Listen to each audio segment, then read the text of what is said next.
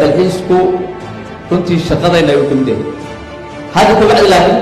dalxiis kastoo baxayna waxaan rabnaa inaan cibaado u bedelno insha allah oo dadka ku guulaystay dalxiismanka soo socda insha allah cimro aan ugu bedelno shirkadu laba qodob bay dadka ay u haysaa fursadaha dadka shirkadu hayso wax kamid ah laba qodob baa kamid ah kow caafimaadka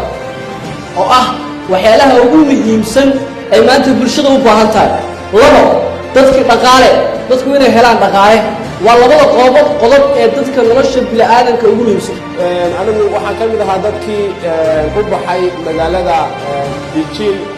waana ka sii gudbay waxaan tagnay magaalada Tianjin waqtigoona ayaa awgeed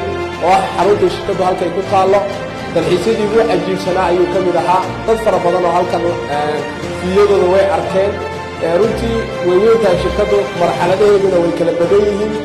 waxaan tagnay qayb lagu soo dhaweynta oo loo yaqaan All Legend 5-star hotel ama 7-star hotel hotelada 5-star-ka way ka sameeyeen 7-star hotel buu ahaa shirkadeena ayaa iska leh wadamo badan oo caalamka ayay ka furtay waana rajeynaa insha Allah wadankeena All Legend 7-star hotel oo tiyaansi laga furi doono waddan dalxiisa insha Allah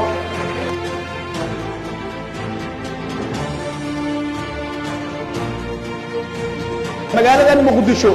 oo aan maanta dhex taaganahay anigoo umrada ka imaaday waa magaalada geesay ku dhawdaa xaqiiqdi waa magaaladan ku lugay jiray aniga oo shaqo tagaya baajinaya 2000 oo shilin Soomaaliya 3000 oo aan caasi ku raaco reebaya jeebkayga si ay ugu harto lugaynaya wax 5 kiiloomitir 6 kiiloomitir magaalada dhexdeeda lugaynaya waa magaaladan sida ugu soo shaqeeyay alxamdulillah rabbil caalamiin ilaahay subhanahu wa ta'ala wuxuu siiyay go'aan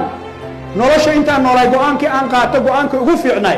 kaasoo ilaahay subhanahu wa ta'ala iga keenay inaan ira yes I can do tiyanis waa qaban karaa maadaama war u baahan tahay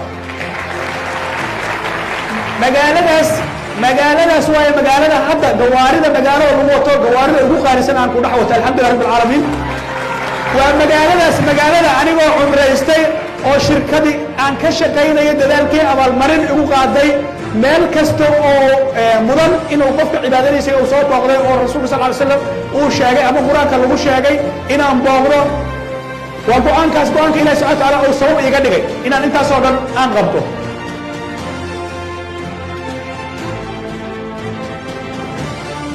fartaayeen inteena halka taagan waa dadkii cimrada tagay aniguna waxaan ku jiraa dadkii tagay sanada arkaysan waxaan u mahadnaqayaa mar walba runta ilaahay subxaanahu wa tacaala iyo weliisiiyey inaan cumradan tago inaan cumradan tagana waxay haydnay mar hore igu soo bilaabmay ama waqti hore ku jiray saan ognahayba guurgeena isticmaalwaalka waxaa jira qofku familiga markuu bilaabo wax la yidhaahdo dreamkaaga qof walooba keen marka waxaa jira dad fara badan oo aynu ka mid nahay oo marka lagu leeyahay hablow dreamkaaga keenu leeyahay iyo aanu dreamkaasi wax guriga iyo gaadhiga rabtid iyo dalxiiska meeshaad ka rabtid iyo familkaaga iyo waxyaabahaas oo dhan ayaa qofka lagu dhahdaa keen